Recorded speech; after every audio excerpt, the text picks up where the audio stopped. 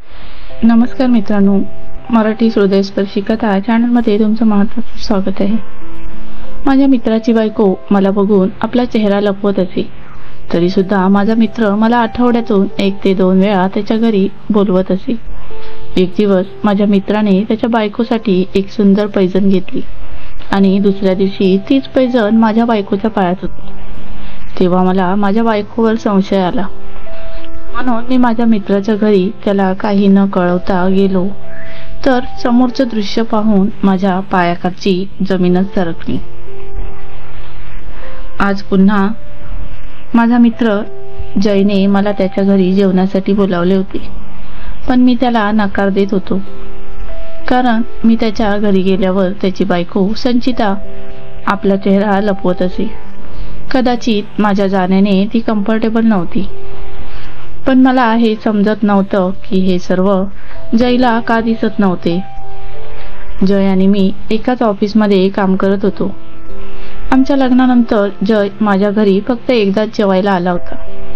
त्यानंतर तो कधीच माझ्या घरी आला नाही, पण मला मात्र त्याच्या घरी येण्यासाठी जबरदस्ती करायचा. मी नकार दिला की तो मला चिडवायचा की कदाचित वहिनी तुला सोडत नाही. एक दिवस असंच त्याने मला आपल्या घरी जेवण्यासाठी बोलवले होते, पण त्यावेळी मी त्याला गावी जायचं कारण देऊन टाळलं होतं. त्यानंतर मी माझ्या घरी आलो तर माझी बायको कल्पना घरी नव्हती. लग्नाला 2 वर्ष झाली होती, पण याआधी असं कधीच झालं नव्हतं. तिला जेव्हा कधी बाहेर जायचं असतं तेव्हा ती मला फोन करून सांगत होती, पण आज कुठे गेली होती ती. मी वॉचमॅनला विचारलं तर त्याने मला सांगितले की मॅडम तर नेहमीप्रमाणे आपल्या वेळेवर बाहेर निघून गेल्या. हे ऐकून मी विचारात पडलो. म्हणजे मी गेल्यानंतर कल्पना रोज कुठे जाते? मी पुन्हा वॉचमॅनला विचारलं. मॅडम रोज बाहेर जातात का? पण कुठे? अहो साहेब, आम्ही गरीब लोक, कोण कुठे जातो हे आम्हाला कसं माहीत असेल, आणि कोणी आम्हाला का सांगून जाईल? तुम्ही त्यांनाच विचारा ना. माझ्या डोक्यात खूप प्रश्न पडत होते. कल्पना नक्की जाते कुठे, ते पण रोज. मी घरी येऊन सोफ्यावर बसलो आणि हाच सर्व विचार करत होतो. तेवढ्यात जयचा फोन आला. काय झालं, पोहोचलास का गावी? आईला हॉस्पिटलमध्ये नेलं का? जय प्रश्नावर प्रश्न विचारत होता. मी म्हणालो, अरे जय, मी नाही गेलो गावी. आई म्हणाली की ती आता ठीक आहे. अरे पण तू आईचं का ऐकलं? ती तर सांगणारच ना. त्याच्या आवाजात थोडा राग दिसत होता. मग मी पण रागातच म्हणालो की आता आई सांगते ती ठीक आहे, तर मी काय जबरदस्तीने तिला हॉस्पिटलमध्ये घेऊन जाऊ? आणि मी फोन कट केला. थोड्या वेळाने कल्पना घरी आली आणि म्हणाली, सॉरी तुम्ही ऑफिसमधून यायच्या वेळेला मी घरी नव्हते. चहा बनवू की काही खायला करू? पहिलं मला हे सांग की तू कुठे होतीस? आपल्या बाजूच्या सोसायटी आहे ना, तिथेच एका महिलेशी माझी मैत्री झाली आहे. मग तिच्याजवळ गप्पा मारायला जाते. मला वाटलं कल्पना नजर चोरून माझ्याशी बोलत आहे, पण मी त्यावर जास्त लक्ष दिलं नाही. मी विचार केला की जाऊ दे, दिवसभर घरी एकटीच असते, त्यामुळे तिचंही मन थोडं हलकं होईल. थोड्या वेळाने आम्ही दोघेही जेवायला बसलो. तेव्हा कल्पना मला म्हणाली, तुम्ही गावी जात होता ना? आईला हॉस्पिटलमध्ये न्यायचे होते, मग काय झालं? हे ऐकून मी निशब्द झालो, कारण हे फक्त मी जयला सांगितले होते, ते पण त्याला टाळण्यासाठी. मग कल्पनाला कसं समजलं? मी तिला विचारलं की तुला कसं माहीत मी गावी जाणार होतो? मी तर तुला काहीच सांगितले नाही. त्यावर ती थोडी घाबरली आणि म्हणाली, मी तुमच्या ऑफिसमध्ये फोन केला होता, तेव्हा समजलं की तुम्ही गावी जाणार आहात. मी गप्प बसलो. मग तीही मला गप्प बघून काहीच बोलली नाही आणि माझ्याजवळ थांबली नाही. किचनमध्ये जाऊन आपलं काम करू लागली. त्यानंतर मी ऑफिसचं काम संपवून बेडरूममध्ये गेलो तर कल्पना झोपली होती, पण मला मात्र झोप येत नव्हती. मला पुन्हा वॉचमॅनचं बोलणं आठवत होतं. कुठे जात असेल? कोणाला भेटायला? पण कोण असेल? मग मी विचार केला की मी असा संशय घेणं चुकीचं आहे. आमच्या लग्नाला फक्त 2च वर्ष झाली होती, पण आम्ही एकमेकांना लहानपणापासून ओळखत होतो आणि एकमेकांवर खूप प्रेमही करत होतो. विचार करता करता कधी झोप लागली कळलंच नाही. दुसऱ्या दिवशी ऑफिसमध्ये गेलो तर जय मला म्हणाला, काल गावी जायचं कारण सांगून पळालाच ना. काल मी तिला पालक पनीर कोफ्ता बनवायला सांगितलं होतं आणि त्यासाठी मला खूप ऐकून घ्यावं लागलं, तेही तुझ्यामुळे. अरे असं काही नाही जय, खरं तर मी जेव्हा पण घरी येतो तेव्हा वहिनी आपला चेहरा लपवतात. कदाचित माझ्या घरी येण्याने त्या कम्फर्टेबल नसतील म्हणून मी घरी यायचं टाळतो. नाही यार, असं काही नाही. माझा भाऊ पण जेव्हा येतो तेव्हा ती असाच चेहरा लपवते, म्हणून काय त्याला घरी नको बोलावू. तिला तर घरी पाहुणे आलेले खूप आवडतात. खरं तर कल्पना वहिनीला आवडत नसेल, हो ना? अरे नाही यार, पुढच्या वेळी नक्की येईन. 2-3 दिवसानंतर पुन्हा जयने फोन केला की घरी ये. संचिताने तुझ्या आवडीची मसाला भेंडी आणि पोळी बनवली आहे. आता तर तुला घरी यावंच लागेल. हे ऐकून तर मला धक्काच बसला, कारण जयच्या बायकोला माझ्या आवडीनिवडी एवढ्या अचूक कशा माहीत. पण जयला वाईट वाटू नये म्हणून मी त्याच्या घरी गेलो. जयने मला हॉलमध्ये बसायला सांगितलं. तेवढ्यात त्याची बायको संचिता माझ्यासाठी पाणी घेऊन आली. मला जाणवलं की ती थोडी घाबरल्यासारखी वाटत होती आणि थोडी गोंधळली होती. मी जेव्हा पण त्यांच्या घरी जातो तेव्हा तिची नजर खालीच असते.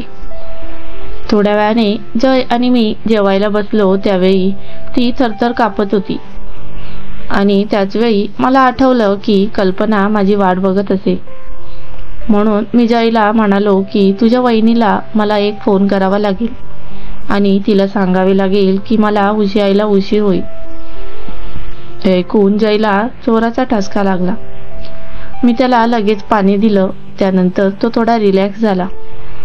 मग मी कल्पनाला फोन लावला. मला असं वाटलं की कल्पनाच्या फोनच्या रिंगटोनचा आवाज जयच्या किचनमधून येत आहे, पण विचार केला की माझा भ्रम असू शकतो. इतक्यात कल्पनाने फोन उचलला. हॅलो कल्पना, कुठे आहेस तू? कुठे असणार, घरी आहे. कधीपासून तुमची वाट बघते आणि तुम्ही आता फोन करताय. ठीक आहे, मी जयच्या घरी जेवायला आलो आहे. मला यायला उशीर होईल, तू जेवून घे. कल्पनाने ठीक आहे म्हणून फोन ठेवून दिला. जेवण झाल्यानंतर आम्ही थोड्या इकडच्या तिकडच्या गप्पा मारल्या आणि मी माझ्या घरी जायला निघालो. घरी पोहोचलो तर मी आठवणीने वॉचमनला विचारले, आज पण मॅडम कुठे बाहेर गेल्या होत्या का? हो, आता 20 मिनिटांपूर्वी आले मॅडम. त्याचं बोलणं ऐकून मी खूप हैराण झालो, कारण 1 तासापूर्वीच मी कल्पनाशी फोनवर बोललो तेव्हा तिने सांगितलं की ती घरी आहे. मग कल्पना माझ्याशी खोटं का बोलली? काहीतरी नक्कीच आहे जे कल्पना माझ्यापासून लपवते आहे. मला खूप अस्वस्थ वाटत होतं. मी जेव्हा बेडरूममध्ये गेलो तेव्हा कल्पना आपला फोन घेऊन बसली होती. तिने मला बघून दुसऱ्या बाजूला तोंड वळवले. काय झालं, रागावलीस? आता काय रागावू पण शकत नाही मी. रोज नवीन नवीन कारणं काढून तुम्ही तुमच्या मित्राच्या घरी निघून जाता. कसली कारणं? जे खरं आहे तेच तर सांगून जातो तुला. मला वाटतं तुम्ही मित्राच्या नावाखाली माझी फसवणूक तर करत नाही ना? त्यावर मी कल्पनाला म्हणालो, जो माणूस जसा असतो त्याला सगळं तसंच दिसतं. म्हणजे आपण असं म्हणू शकतो की चोराच्या मनात चांदणं. हे ऐकून कल्पना खूप घाबरली. अरे काय झालं कल्पना, तू एवढी घाबरली का आहेस? एकतर तुम्ही सांगितल्याशिवाय निघून जाता आणि विचारल्यावर उत्तरही देत नाही. मी तिला माझ्या बाजूला बसवलं आणि म्हणालो, मला एक सांग, नवरा बायकोला सांगितल्याशिवाय बाहेर जातो ते बरोबर आहे का? नाही. काही प्रॉब्लेम असेल तर एकमेकांशी बोलून सॉल्व्ह होऊ शकतो. असं बायकोला फसवणं बरोबर नाही. मग हा नियम फक्त नवऱ्यांना लागू होतो का, की बायकोला सुद्धा? हे ऐकून तिने माझा हात सोडला आणि बाहेर निघून गेली. ती बाहेर गेल्यानंतर मी हाच विचार करत होतो की कल्पना माझ्याशी खोटं का बोलत आहे. मी तिच्याशी असं बोललो कारण ती चिडेल आणि बाहेर कुठे जाते ते सांगेल, पण उलट तीच माझ्यावर राग चिडली. याचा अर्थ तिला मला काही सांगायचं नाही आहे. ती कुठल्या प्रॉब्लेममध्ये तर नसेल ना. एक नवरा म्हणून माझी जबाबदारी आहे की मी तिचं रक्षण करायला पाहिजे. मला आता काही करून खरं काय ते माहीत करून घ्यायचं होतं आणि त्यासाठी मला वॉचमॅनची मदत लागणार होती. दुसऱ्या दिवशी ऑफिसला जायच्या अगोदर मी वॉचमॅनला विचारलं की मॅडम बाहेर कधी जातात. साहेब, तुम्ही ऑफिसमधून परत यायच्या अगोदर जातात आणि त्याच दिवशी तुम्ही घरी लेट येता आणि तेव्हाच मॅडम तुम्ही यायच्या आधी घरी येतात. मी त्याला थँक्यू म्हणालो आणि निघून गेलो. वॉचमॅनच्या बोलण्यावरून मला हे कळलं होतं की मी काही सांगायच्या आधीच तिला समजत होतं की मी जयच्या घरी जाणार आहे. पण हे कसं शक्य होतं? माझ्या आधी तिला हे सर्व कोण सांगत होतं? माझ्या कल्पनावर खूप विश्वास होता, पण तो विश्वास आता डगमगू लागला होता. मला वाटायला लागलं होतं की कल्पना मला फसवत आहे, पण माझं मन मानायला तयार नव्हतं. त्या दिवशी ऑफिसमध्येही माझं मन लागत नव्हतं. डोक्यात नको नको ते विचार येत होते. तेवढ्यात जय तिथे आला. काय झालं आकाश? आज एकही काम पूर्ण झालं नाही. काही नाही यार, माझं मन लागत नाही. बरं ऐक, मार्केटला जायचं आहे. मला संचिताला एक सरप्राईज द्यायचं आहे. तिला पैजण गिफ्ट करायचे आहे. तू माझ्यासोबत चल. बाहेर आला तर तुला मस्त वाटेल. मी त्याला नकार दिला, पण तो ऐकतच नव्हता. मला त्याचा खूप राग येत होता. ऑफिसमध्ये त्याची सर्वांशी चांगली मैत्री होती, पण कुठे जायचं असेल तर तो मलाच घेऊन जात होता. आम्ही ज्वेलरीच्या दुकानात गेलो आणि तिथे डिझाईन बघायला लागलो. त्याला कोणतीही डिझाईन पसंत येत नव्हती, म्हणून मग मीच एक युनिक डिझाईन पसंत केली आणि आम्ही घरी आलो. मला घरी यायला उशीर झाला होता. घरी पोहोचलो तर कल्पना घरीच होती. मला बघून ती खूप खुश झाली आणि माझ्या बाजूला येऊन बसली, पण मी खूप अस्वस्थ होतो. अचानक बोलता बोलता तिने जयचा विषय काढला. हल्ली जयविषयी ती खूपच बोलायला लागली होती. कोणतीही गोष्ट असली तरी येऊन जाऊन जयचा विषय काढतच होती. अरे, तो खूपच बोरिंग आहे. मला तर आता खूप इरिटेट व्हायला होतं. असं काही नाही बोलायचं. कोणाच्या प्रेमाचा आणि आपलेपणाचा अपमान नाही करायचा. असे मित्र नशिबाने मिळतात, कल्पना म्हणाली. कल्पनाने माझा हात आपल्या हातात घेतला आणि म्हणाली, एक विचारू? जर तुमच्या मित्राने तुम्हाला धोका दिला तर काय तुम्ही त्याला माफ कराल? कसला धोका? बिझनेस किंवा पर्सनली? पर्सनली? तुला काय म्हणायचं आहे कल्पना? तुम्हाला कुठली गोष्ट आवडते आणि ती त्यांनी घेतली तर? आता तर मी पूर्णपणे गोंधळलो होतो. नेमकं तिला काय म्हणायचं होतं? असं कसं तो घेऊन जाईल? आणि तू काय बोलत आहेस हे? कुठली गोष्ट घेऊन जातेस?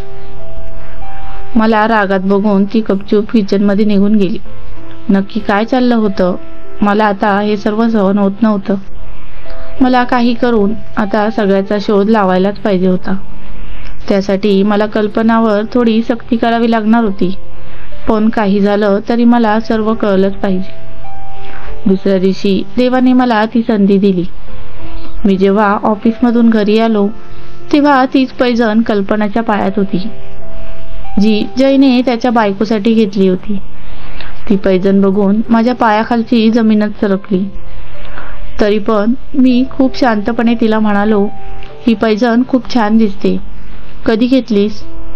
अहो, मी सांगितलं होतं ना, माझी मैत्रीण आहे बाजूच्या सोसायटीमध्ये. तिच्या नवऱ्याने तिला गिफ्ट केली. तिने मला 2-3 दिवस घालण्यासाठी दिली आहे. त्यावर मी काहीच बोललो नाही. दुसऱ्या दिवशी मी ऑफिसला गेलो आणि जयला म्हणालो की आज मला वहिनीच्या हातचं जेवायचं आहे. जय खूप खुश झाला आणि संचिताला फोन करून माझ्या आवडीचं जेवण बनवायला सांगितलं. ऑफिस सुटल्यानंतर मी गुपचूप जयला न सांगता त्याच्या घरी गेलो. देवाच्या कृपेने दरवाजा उघडाच होता. मी गुपचूप दरवाजा उघडला आणि समोरचं दृश्य पाहून माझ्यावर आभाळच कोसळले. माझ्यासमोर कल्पना बसली होती. आता मला राहावलंच नाही. मी रागाने लाल झालो होतो. कल्पना, एवढा मोठा धोका? कल्पना खूप घाबरली आणि म्हणाली, पहिलं मी काय सांगते ते ऐकून घ्या. त्यानंतर तुम्हाला जी काही शिक्षा द्यायची आहे ती देऊ शकता. तुम्हाला तर माहीतच आहे की आम्ही दोघी जुळ्या बहिणी आहोत, संचिता आणि कल्पना. तुम्ही लहानपणापासूनच संचितावर प्रेम करत होतात, पण संचिता दुसऱ्या कोणावर प्रेम करत होती. तुम्हाला हे ऐकून धक्का बसेल की मी कल्पना नाही आहे, फक्त आमचे चेहरे एकसारखे आहेत. ज्या दिवशी तुमच्या दोघांचं लग्न होतं त्याच दिवशी संचिता आपल्या प्रियकरासोबत पळून गेली आणि त्यानंतर माझ्या आई बाबा माझ्याकडे आपल्या इज्जतीसाठी हात पसरत होते. त्यामुळे शेवटी मला तुमच्याशी लग्न करावं लागलं. आई बाबांनीही सगळ्यांना असे सांगितले की संचिताचा हार्ट अटॅकमुळे मृत्यू झाला. आणि हो, तुम्हाला आठवते का, आपल्या घरी जय भाऊजी फक्त एकदाच आले होते. त्यावेळी मी त्यांना ओळखलं नाही, पण त्यांनी मला ओळखलं, कारण ते हेच आहेत ज्यांच्याबरोबर माझी बहीण पळून गेली होती. त्यानंतर तिने मला फोन केला आणि आम्ही भेटलो.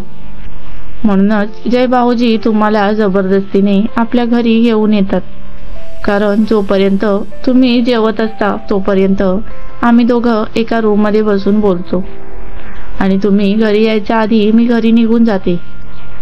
तुम्ही ऑफिसला गेल्यानंतर मी कुठे जात नव्हती, पण जेव्हा जय भाऊजींच्या घरी जायचं असायचं तेव्हा ती मला फोन करत होती आणि मी त्यांच्या घरी जात होती. तेवढ्यात संचिता बाहेर आली आणि मला म्हणाली की मी जे काही केलं त्यासाठी मी तुमची माफी मागते, पण माझ्या चुकीची शिक्षा माझ्या बहिणीला देऊ नका. मी माझ्या बायकोचा हात पकडला आणि तिला घरी घेऊन आलो. त्यानंतर मी जय आणि त्याच्या बायकोसोबत सगळे संबंध तोडून टाकले. मी माझ्या बायकोवर रागावलो नव्हतो, कारण तिने पहिलंच खूप सहन केलं होतं. ती मला खूप वेळा सांगायची की त्यांना माफ करा, पण मी अजूनपर्यंत त्या दोघांना माफ केले नाही. मित्रांनो, कथा कशी वाटली कमेंट बॉक्समध्ये नक्की कळवा आणि अशाच नवनवीन कथांसाठी आपल्या मराठी हृदयस्पर्शी कथा चॅनलला सबस्क्राईब करून बेल आयकॉनचे बटन ऑलवर सेट करा, जेणेकरून नवीन व्हिडिओचे नोटिफिकेशन तुमच्यापर्यंत सर्वात पहिले पोहोचेल. धन्यवाद.